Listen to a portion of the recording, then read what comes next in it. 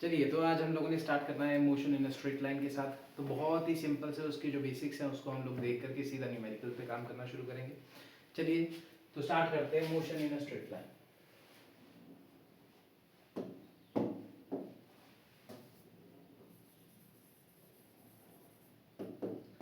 Motion in a straight line. Straight line motion की जब हम बात करें या सिंपल मोशन की भी बात करें तो याद रखना, मोशन हो या रेस्ट हो, जब भी हम लोग मोशन या रेस्ट की बात करते हैं तीन चीजों के बारे में हमेशा ध्यान रखना होता है। कौन सी चीजें हैं? एक है आपके पास सराउंडिंग्स, एक होता है हमारे पास पोजीशन किसी ऑब्जेक्ट की, और थर्ड कंडीशन इज टाइम। ये तीन मेजर फैक्टर है जिसके साथ हम लोग किसी ऑब्जेक्ट के मोशन या रेस्ट को डिफाइन कर सकते हैं। तो मोशन और रेस्ट को डिफाइन करने के लिए एक तो सराउंडिंग्स का पता होना इंपॉर्टेंट है, दूसरा किसी ऑब्जेक्ट की पोजीशन, और टाइम के साथ उसकी पोजीशन चेंज हो रही है या नहीं हो रही है, या सराउंडिंग्स के साथ उसकी पोजीशन में चेंज आ रहा है या नहीं आ रहा है, ये चीज़ें पता लगाना ज़रूरी है। तभी हम लोग डिफाइन कर सकते हैं कि कोई ऑब्जेक्ट रेस्ट में है या मोशन में है। अब जब हम लोग मोशन और रेस्ट के बारे में बात करते हैं तो और भी कई सारी इंपॉर्टेंट फैक्टर्स जो है वो काम में आते हैं। जैसे सबसे इंपॉर्टेंट है हमारे पास डिस्टेंस एंड डिस्प्लेसमेंट, जिसके बारे में हमने देखना है कि डिस्टेंस क्या होता है, डिस्प्लेसमेंट क्या होती है। देखो, एज फार एज मैं अगर बात करूं आपके पास डिस्टेंस की, तो it is the actual path travelled by an object. ये एक एक्चुअल पाथ होता है जो कि एक ऑब्जेक्ट जो है वो ट्रेवल करता है। सबसे पहली बात, जैसे मेरे पास कोई एक पॉइंट है ए और एक पॉइंट है बी, तो ए से बी तक पहुंचने के लिए अगर किसी ऑब्जेक्ट ने जिगजैग पाथ लिया है तो ये जो टोटल जिगजैग पाथ है, ये कवर अप जितना भी उसने किया है, ये उसका डिस्टेंस हो जाएगा। वेयर एज अगर मैं बात करूं डिस्प्लेसमेंट की, तो डिस्प्लेसमेंट जो होती है वो शॉर्टेस्ट पाथ होता है किसी ऑब्जेक्ट का, कि एक ऑब्जेक्ट शॉर्टेस्ट पाथ कितना ट्रेवल कर पाता है। तो हमारे पास अगर मैं बात करूं कि शॉर्टेस्ट पाथ कितना ट्रेवल कर पाएगा, तो शॉर्टेस्ट पाथ को कैलकुलेट करने के लिए हमारे पास इन दोनों के बीच में शॉर्टेस्ट पाथ एक स्ट्रेट लाइन लगा करके देखेंगे। जो ये स्ट्रेट लाइन होगी ये हमारे को क्या दिखाएगी? शॉर्टेस्ट पाथ दिखाएगी, डिस्प्लेसमेंट बताएगी। इसी के साथ मैं बात करूं तो distance is a scalar quantity. Distance हमेशा एक स्केलर क्वांटिटी है। अब सबसे पहले बात आ जाती है कि स्केलर क्या होता है। स्केलर ऐसी क्वांटिटी जिसके पास सिर्फ और सिर्फ मैग्नीट्यूड होता है। अब बात आएगी कि मैग्नीट्यूड क्या होता है, तो मैग्नीट्यूड को हम लोग बोलते हैं न्यूमेरिकल वैल्यू। ऐसी क्वांटिटी जिसके पास सिर्फ एक न्यूमेरिकल वैल्यू है। जैसे एग्जांपल से समझते हैं कि एक ट्रेन जो है वो ए पॉइंट से बी पॉइंट तक जाने के लिए टोटल 10 किलोमीटर की जर्नी करती है। तो जो 10 किलोमीटर है वो क्या है? हमारे पास उस ट्रेन का मैग्नीट्यूड है। 10 किलोमीटर क्या है उस ट्रेन का? मैग्नीट्यूड। वेयर एज मैं बात करूं अगर डिस्प्लेसमेंट की, तो ये एक वेक्टर क्वांटिटी है, इसमें आपके पास मैग्नीट्यूड भी होता है, साथ ही साथ में डायरेक्शन भी होती है। कोई भी वेक्टर क्वांटिटी होगी उसमें मैग्नीट्यूड भी होगा प्लस डायरेक्शन भी होगा। मैग्नीट्यूड मतलब न्यूमेरिकल वैल्यू, डायरेक्शन मतलब किसी एक स्पेसिफिक, जैसे अ train travels 10 kilometre in the north direction, तो जब डायरेक्शन भी साथ में मेंशन है तो it is a vector quantity. तो इसको हम कौन सी क्वांटिटी बोलेंगे? ये हमारे पास एक वेक्टर क्वांटिटी हो जाएगी। जबकि हमारे पास जो डिस्टेंस है वो कौन सी क्वांटिटी है? एक स्केलर क्वांटिटी। तीसरी बात, हमारे पास जो डिस्टेंस होता है वो या तो जीरो हो सकता है या फिर पॉजिटिव हो सकता है।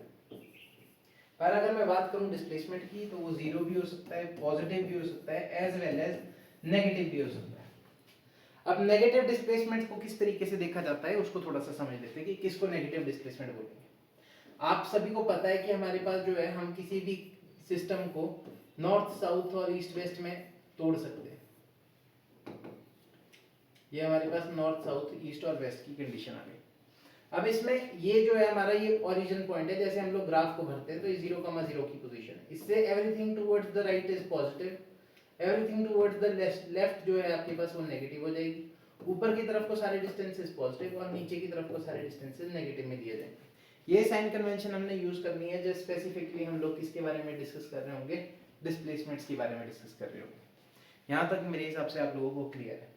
इसके अलावा मैं बात करूं कि यूनिट्स, देखो अगर हम लोग बात करें डिस्टेंस की एज वेल एज डिस्प्लेसमेंट की, तो ऐसा यूनिट्स जो कैरी करती है दैट इज मीटर। हम लोग इन दोनों को ही मीटर में मेजर करते हैं और इसका डायमेंशनल फार्मूला जो होता है वो होता है एल। एल लेंथ को डिनोट करता है, एम मास को और टी टाइम को, तो इसका only dimensional formula is L. तो m0 l1 t0।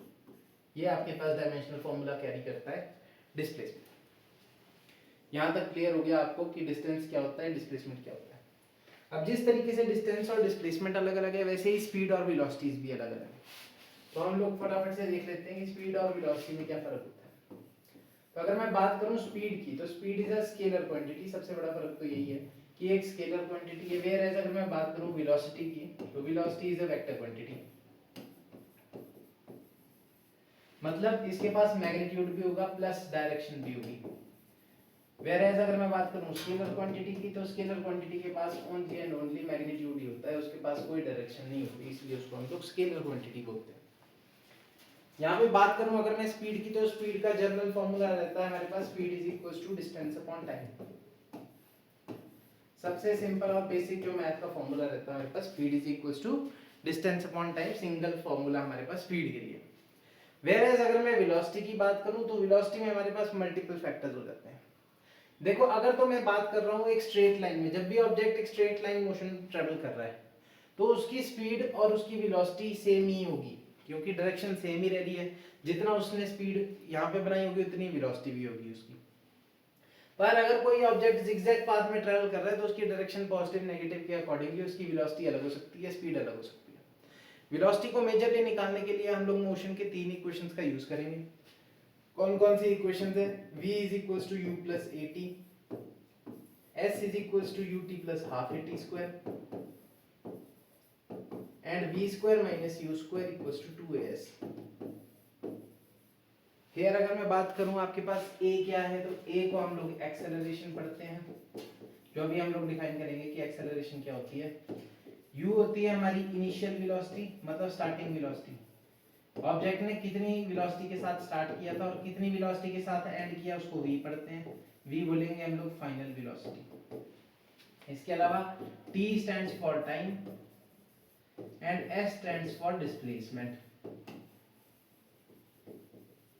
इसका जो जनरल फॉर्मूला होता है ना वेलोसिटी का फॉर्मूला जैसे स्पीड का होता है ना डिस्टेंस अपॉन टाइम, वैसे वेलोसिटी का जनरल फॉर्मूला होता है डिस्प्लेसमेंट अपॉन टाइम। और एक और चीज जो यहाँ पे ध्यान में देने वाली है कि जो डिस्प्लेसमेंट होती है ना, वो हमेशा final position minus initial position लेकर के चलती है। तो जैसे ये हमारे पास कोई एक ऑब्जेक्ट है जो पहले यहाँ पे खड़ा था ए पॉइंट पे और फिर बी पॉइंट पे खड़ा था। मान लो यहाँ पे हमारे पास एक पॉइंट है, ओ से हम इनके डिस्टेंसेस को मेजर कर रहे हैं, तो ओ हमारा पॉइंट ऑफ रेफरेंस है। मान लो कि ए जो है वो 10 किलोमीटर अपार्ट था ओ से, और जो बी है वो आपके पास 20 किलोमीटर अपार्ट था। तो अगर तो मैं तो डिस्टेंस की बात करूं, तो डिस्टेंस तो सीधा सीधा आपके पास ए से बी तक कितना हो जाएगा, तो 20 माइनस 10, ये आपके पास डायरेक्टली मतलब 10 किलोमीटर हो जाएगा ए से बी तक के बीच का डिस्टेंस। और वैसे डिस्प्लेसमेंट था फाइनल पोजीशन, तो फाइनल पोजीशन है यहाँ पे 20 किलोमीटर, इनिशियल थी आपके पास 10 किलोमीटर, तो फाइनल माइनस इनिशियल, तो वो भी आपके पास कितनी आएगी, 10 ही आएगी, क्योंकि ये स्ट्रेट लाइन मोशन है। पर अगर ऑब्जेक्ट आगे जा रहा है, पीछे जा रहा है, आगे जा रहा है, पीछे जा रहा है, तो इसका डिस्टेंस और डिस्प्लेसमेंट अलग अलग होगा। आगे जाने वाले डिस्टेंसेस को, राइट साइड वाले डिस्टेंसेस को हम लोगों ने सारे को पॉजिटिव लेना है, वेयरएज लेफ्ट साइड वालों को हम लोगों ने नेगेटिव लेना है। ये आपने ध्यान रखना, ठीक है। लास्ट कंडीशन हम लोग देख लेते हैं जो कि काम की है, दैट इज एक्सेलरेशन। एक्सेलरेशन क्या बताती है हमारे को? एक्सेलरेशन हमारे पास क्या इंफॉर्मेशन कैरी करती है? एक्सेलरेशन का मतलब होता है डायरेक्टली अगर मैं हिंदी में बोलूं तो धक्का, एक तरीके से कि कितना धक्का किसी ऑब्जेक्ट को, पुल और पुश कितना लगा है किसी बॉडी के ऊपर, वो कौन स्टेट करता है हमारे को? एक्सेलरेशन बताती है। एक्सेलरेशन का फॉर्मूला क्या होता है? Acceleration is equal to change in velocity upon time, change in velocity upon time. ये हमारे पास फॉर्मूला होता है एक्सेलरेशन को निकालने का। a is equals to v minus u, final velocity minus initial velocity upon time. और इसी को सॉल्व करके अगर बनाएंगे तो हमारे पास फॉर्मूला बनता है v is equals to u plus at। याद रखना वेलोसिटी अपॉन टाइम कोई फॉर्मूला नहीं होता, change in velocity upon time is the formula of acceleration. Acceleration की अगर मैं यूनिट्स की बात करूं तो मीटर पर सेकंड स्क्वायर आपके पास एक्सेलरेशन की यूनिट्स आ जाती है। डायमेंशनल फॉर्मूला हो जाएगा nt - 2। और वहीं अगर मैं वेलोसिटी के बारे में बात करूं कि वेलोसिटी की मैंने आपको नहीं बताई कि वेलोसिटी का हमारे पास कितना होता है डायमेंशनल फॉर्मूला, तो डायमेंशनल फॉर्मूला होता है lt - 1 और यूनिट्स होती है मीटर पर सेकंड। याद रखना हम लोगों ने मीटर पर सेकंड पे ही ज्यादा काम करना होता है। अब जब बात आ गई है मीटर पर सेकंड की, तो न्यूमेरिकल पॉइंट ऑफ व्यू से एक चीज और ध्यान रखना, जब भी आपको स्पीड किलोमीटर पर आवर में दी होगी और उसको आपने मीटर पर सेकंड में कन्वर्ट करना है, तो आपने मल्टीप्लाई करवाना होता है 5/18 से। जब आप 5/18 से मल्टीप्लाई करवाते हो तो डायरेक्टली किलोमीटर पर आवर जो है मीटर पर सेकंड में कन्वर्ट हो जाता है। ये था आपके पास सारा का सारा बेसिक। अब कल के जो हमारे लास्ट टॉपिक थे डिफरेंशिएशन पे, हम लोगों ने जो बात की थी, वहीं से हम लोग क्वेश्चंस उठाना शुरू करते हैं और देखते हैं कि उसके यूजेस क्या आते हैं इन सारी इक्वेशंस में।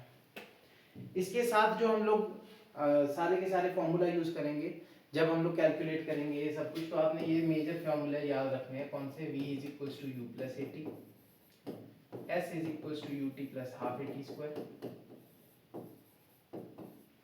And v square minus u square equals to 2as। इसके अलावा एक एस एन एथ का भी फॉर्मूला होता है, पर इसकी यूसेज जो है वो हर जगह नहीं लगती है, ठीक है। ये आपके पास सिर्फ nth पॉइंट पे डिस्प्लेसमेंट को डिफाइन करता है, ठीक है। ये हमारे पास कंडीशन आ जाती है। इसका यूज मैं आपको बाद में बताऊंगा, इसका यूज अभी नहीं करेंगे हम लोग। तो हमारे पास ये 3 मेजर फॉर्मूलाज हैं जो हम लोगों ने यूज करने हैं, ठीक है। न्यूमेरिकल में फर्स्ट न्यूमेरिकल से स्टार्ट करते हैं। ऑब्जेक्ट बोलता है a position of an object along x axis is given by a quadratic equation. तो एक क्वाड्रेटिक इक्वेशन है आपके पास, x is equal to a plus bt square where t is the time a and b are the constants, ठीक है। ये question ने आपको ऑलरेडी स्टेट करके दिया है। a जो है आपके पास 8.5 मीटर है, a इज 8.5 मीटर है, और b की अगर मैं बात करूं तो b भी डिफाइन किया गया है। b है 2.5 metre per second square, b is 2.5 metre per second square. तो यहाँ से देख के ही आपको पता चल जाना चाहिए यूनिट्स के साथ कि आपके पास metre per second square acceleration की यूनिट होती है, तो b इज एक्सेलरेशन है, और a आपके पास मीटर एक तरीके की लेंथ है, t हमारे पास टाइम है, सीधी सी कंडीशन है। अब यहाँ पे वो बोलता है कि find t is in seconds, find what is the velocity at time t is equals to 0 and t is equals to 2। तो आप हम लोगों को यहाँ पे पोजीशन, ये हमारे पास जो कंडीशन दी हुई है पोजीशन की दी हुई है, याद रखना मैं पोजीशन बोलूँ, डिस्टेंस बोलूँ, डिस्प्लेसमेंट बोलूँ, एक ही बात है। तो पोजीशन की कंडीशन इस तरीके से दी है, बोलता है time t is equals to 0 पे पोजीशन बताओ, सॉरी वेलोसिटी बताओ। तो एक तो हमने वेलोसिटी फाइंड आउट करनी है ऑब्जेक्ट की, जब आपको पोजीशन की इक्वेशन दे रखी है, और time t is equals to 2 पे भी इसकी वेलोसिटी बताओ। तो वेलोसिटी आपको पता है, पोजीशन जो होती है वो सिंपल डिस्टेंस या डिस्प्लेसमेंट है। तो वेलोसिटी का फॉर्मूला क्या आता है हमारे पास? वेलोसिटी का फॉर्मूला आ जाता है हमारे पास डिस्प्लेसमेंट अपॉन टाइम। सबसे सिंपल फॉर्मूला आपके पास डिस्प्लेसमेंट अपॉन टाइम। और इसको अगर हम लोग बोलें तो हम लोग किस तरीके से लिखते हैं? v is equal to dx/dt। ये हमारे पास कंडीशन आ जाती है। तो हमारे को इस वाली पोजीशन इक्वेशन को क्या करना पड़ेगा? डिफरेंशिएट करना पड़ेगा। तो सबसे पहले डिफरेंशिएट करना शुरू कर देते हैं विद रिस्पेक्ट टू टाइम। तो ये आ जाएगा हमारे पास dx/dt is equals to d/dt of a plus bt square. अब बारी बारी अंदर इसको मल्टीप्लाई कराएंगे तो d/dt of a plus d/dt of bt square. अब देखो a here is a constant, क्योंकि डिफरेंशिएशन किसकी रिस्पेक्ट में हो रही है? टाइम के रिस्पेक्ट में हो रही है। तो कांस्टेंट की कभी भी डिफरेंशिएशन करेंगे आंसर क्या आ जाएगा? 0। पहला वाला तो 0 हो गया, प्लस यहाँ पे भी डिफरेंशिएशन टाइम के रिस्पेक्ट में है, तो b एक कांस्टेंट है तो b को बाहर निकाल देंगे, और हम लोग d/dt करेंगे सिर्फ और सिर्फ किसका? t square. अब t स्क्वायर में पावर रूल लगेगा। डिफरेंशिएशन में मैंने आपको बताया था पावर आगे आ जाती है और पावर में से एक कम हो जाता है। तो हमारे पास जो एक्चुअल वेलोसिटी बचेगी इस सारी कंडीशन को कैलकुलेट करने के बाद, velocity will be equals to b two bt, सिर्फ इतना। बाकी ये तो 0 था, 2 आगे आया, t की पावर में से एक कम हुआ, 2 - 1 t बच गया सिर्फ, तो 2bt मैंने यहाँ पे लिख दिया। अब यहाँ पे जो बचा है इसमें हमारे को बोला है सबसे पहले कि time t is equals to 0 पे निकालनी वेलोसिटी। तो time t is equals to 0 डाल के देखेंगे तो वेलोसिटी भी कितनी आ जाएगी? 0। तो फर्स्ट कंडीशन पे जब टाइम इज इक्वल्स टू 0 था तो वेलोसिटी भी कितनी आ गई इस कंडीशन की? 0। जब हमारे पास 2 सेकंड्स के लिए भी पूछा है कि 2 सेकंड्स के लिए वेलोसिटी निकाल के दिखाओ, तो यहाँ पे 2 डाल देना। b की वैल्यू आपको ऑलरेडी क्वेश्चन में मेंशन करके रखी थी, तो b की वैल्यू ये डाल देंगे हम लोग। तो यहाँ पे अगर हम लोग डाल के देखेंगे at time t is equals to 2 seconds पे, तो हमारे पास क्या आ जाएगा? v is equals to 2 into b की कंडीशन थी कितनी? 2.5, और टाइम भी कितना था? 2। तो इसको करेंगे हमारे पास कितना आ जाएगा, 2 2 4, 25 4 100 और एक पॉइंट से एक जीरो कैंसिल, तो आपके पास आएगा 10 मीटर पर सेकंड। ये आपके पास कंडीशन आ जाएगी। इस तरीके से हम लोग जो है फॉर्मूला जो है वो यूज करते हैं डिफरेंशिएशन का जब हम लोगों ने क्वेश्चंस करने होते हैं। होपफुली आपको ये वाला क्वेश्चन अंडरस्टैंड हो चुका होगा। नेक्स्ट क्वेश्चन पे चलते हैं। ठीक है, नेक्स्ट क्वेश्चन हमारे पास displacement in metres of a particular object is given by. तो डिस्प्लेसमेंट आपको दे रखी है, तो x की जो कंडीशन है वो किसकी कंडीशन है, आपके पास डिस्प्लेसमेंट की कंडीशन है। और डिस्प्लेसमेंट की कंडीशन किस तरीके से दी गई है क्वेश्चन में, x is equal to 18t + 5t²। इस कंडीशन को इस तरीके से दिया हुआ है, डिस्प्लेसमेंट कंडीशन आपको दी हुई है और क्लियरली पता लग रहा है कि डिस्प्लेसमेंट जो है टाइम डिपेंडेंट है। 18 और 5 आपके पास कांस्टेंट दिए हुए हैं। बोलता है calculate the velocity at 2 seconds. Velocity हम लोगों ने फाइंड आउट करनी है कब, जब टाइम आपके पास 2 सेकंड्स होगा। पहला क्वेश्चन है, ठीक है, पहले एक बारी में क्वेश्चन ही लिख लेते हैं, उसके बाद आगे चलते हैं। दूसरा आपके पास बोला है average velocity between 2 and 3 seconds. हमारे को वेलोसिटी एवरेज निकालना है बिटवीन टाइम 2 सेकंड से लेके 3 सेकंड्स के बीच में। और लास्टली इसी क्वेश्चन में आपको एक्सेलरेशन भी कैलकुलेट करनी है। तो थर्ड पार्ट जो है वो आपको बोलता है कि एक्सेलरेशन निकालो। चलिए सबसे पहले जो सिंपलेस्ट वर्क है उसको कर लेते हैं। सबसे पहले हमें पता है कि भाई हमारे पास कंडीशन दी हुई है डिस्प्लेसमेंट की, तो वेलोसिटी निकालने के लिए इट इज dx/dt, जैसे पिछले क्वेश्चन में किया था। तो हमारे को एक बार इसमें डिफरेंशिएट करना पड़ेगा इस पूरे फंक्शन को टाइम के रिस्पेक्ट में। तो it becomes 18t + d/dt of 5t² अलग से। 18 बाहर आ जाएगा, अंदर बचेगा dt/dt जो कि कैंसिल करके 1 आएगा, प्लस यहाँ पे भी आपके पास 5 बाहर आ जाएगा, अंदर बच जाएगा d/dt ऑफ t²। t² वाले में हम लोग पावर रूल लगाएंगे, तो यहाँ पे बचा 18 + 5 × 2 आगे आ जाएगा और t 2 की पावर में से 1 माइनस हो जाएगा। तो 15 + 5 × 2 × t दैट इज 18 + 10t। ये आपके पास जो है ये वेलोसिटी की कंडीशन है। अब आपको पूछा था कि वेलोसिटी जो है वो कितनी होगी 2 सेकंड्स के बाद, तो टाइम की जगह पे आपने 2 डाल देना है। तो हमारे पास वेलोसिटी की कंडीशन कितनी आ जाएगी,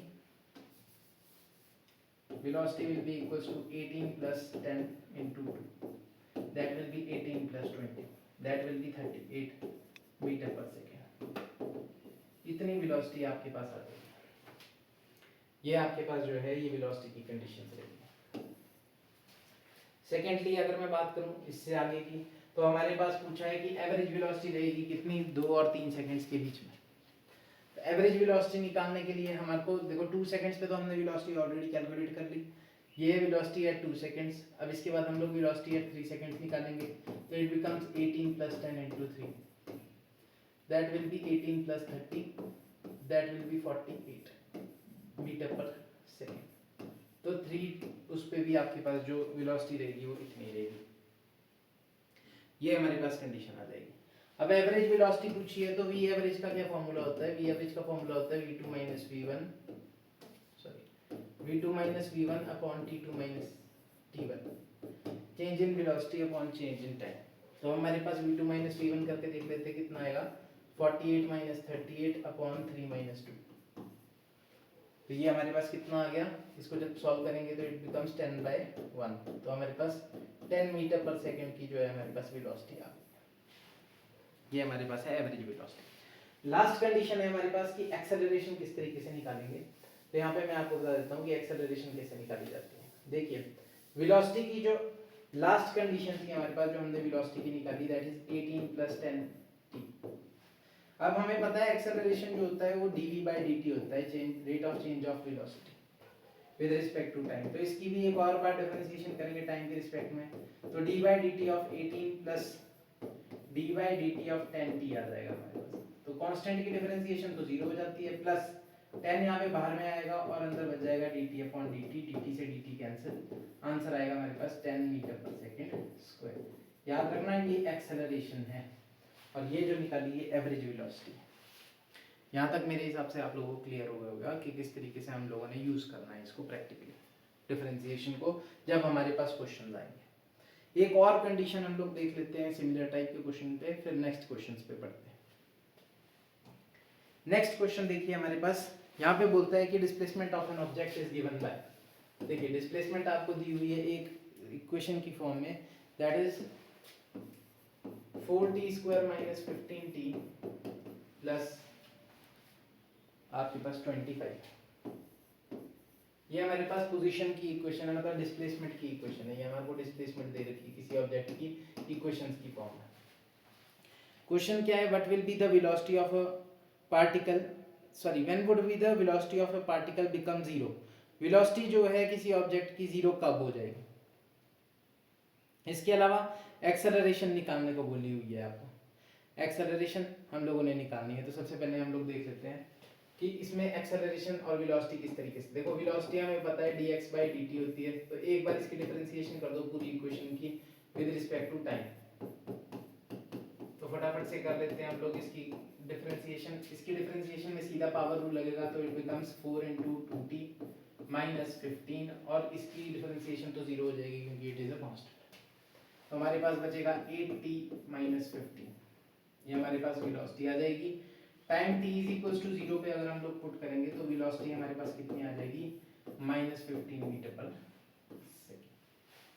ये हमारे पास इनिशियली वेलोसिटी आ जाएगी। और यही कंडीशन पे अगर मैं एक्सेलरेशन पूछ लूं, तो एक्सेलरेशन क्या होता है, एक्सेलरेशन होता है dv/dt। तो ये हमारे पास वेलोसिटी की फाइनल इक्वेशन थी। अब इसको एक और बार अगर हम लोग डिफरेंशिएट करेंगे तो d/dt ऑफ 8t अलग से माइनस d/dt ऑफ 15 अलग से, तो 15 की तो जीरो हो जाएगी और यहाँ पे सिर्फ 8 बचेगा आपके पास, 8 बाहर आएगा, dt/dt कैंसिल होकर 1 बन जाएगा। तो हमारे पास एक्सेलरेशन कितनी आ जाएगी इस क्वेश्चन में, 8 मीटर/सेकंड²। ये हमारे पास कंडीशन थी, यहाँ तक क्लियर है। दूसरा उसने बोला कि आपके पास जो है वेलोसिटी जीरो कब हो जाएगी। वेलोसिटी जीरो कब हो जाएगी, तो यहाँ पे हमने पहले वेलोसिटी की इक्वेशन को पकड़ना है। ये हमारे पास वेलोसिटी की इक्वेशन है जो फाइनली बन रही है। अब इसमें उसने बोला कि फाइनल वेलोसिटी जीरो अचीव हो जानी चाहिए, तो v की जगह पे हम जीरो डाल देंगे। तो हमारे पास क्या कंडीशन बचेगी, 8t - 15 = 0, therefore 8t = 15 and t = 15/8, तो इट इज 1 पॉइंट समथिंग। ठीक है, इस तरीके से हम लोग जो है टाइम पीरियड निकाल सकते हैं। 8 × 1 8, आगे आपके पास 7 हमारे पास कैरी फॉरवर्ड आ जाएगा। 7 के साथ अगर हम लोग देखें तो 7 × 56 आ जाएगा हमारे पास। ठीक है, तो इस तरीके से हम लोग 8 8 × 64, सॉरी 8 8 × 64 आपके पास आ जाएगा। इसके अलावा भी 6 कैरी फॉरवर्ड बचेगा, तो फिर 7 आ जाएगा, तो 1.87 सेकेंड समथिंग लगेंगे उसको, ये सारा कुछ अचीव करने के लिए। तो होप सो आपको ये सारी चीज़ें समझ में आई होंगी। अब चलेंगे हम लोग इसके नेक्स्ट पार्ट में, जो कि मोशन इन स्ट्रेट लाइन के और भी जितने भी मेथड्स होते हैं उसके